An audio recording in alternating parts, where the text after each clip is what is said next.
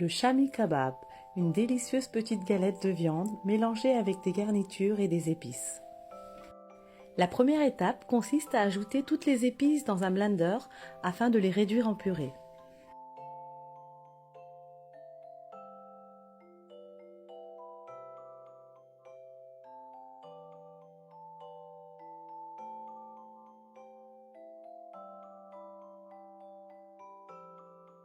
Les épices sont moulues, je passe à la deuxième étape.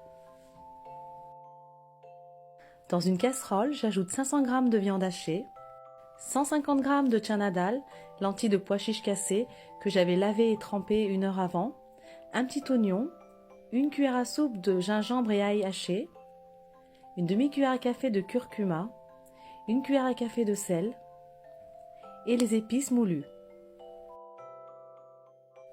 Et enfin, je verse environ 150 ml d'eau. Je mélange et je laisse mijoter 20 à 25 minutes jusqu'à que toute l'eau soit absorbée et que les lentilles soient cuites. Je laisse ensuite refroidir la préparation avant de la passer au blender.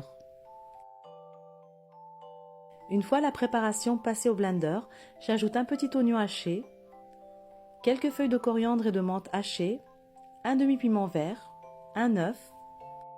Je mélange. Pour le façonnage des chami kebab, j'utilise un bouchon et du film alimentaire sur lequel je viens déposer environ une cuillère à soupe de la préparation. J'aplatis avec mes mains. Voilà, un chami kebab de prêt. Je continue avec la préparation restante. Il est également possible de façonner les chami kebab à la main sans utiliser cette méthode de bouchon et de film alimentaire, mais personnellement, je trouve que les chami kebab sont plus jolis esthétiquement avec cette méthode.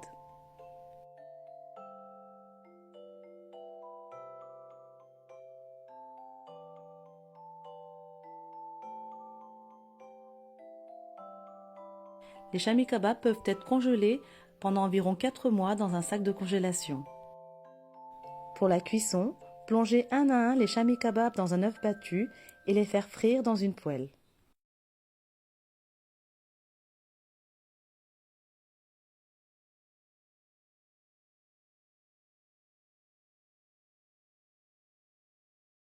Faire dorer 2 minutes de chaque côté.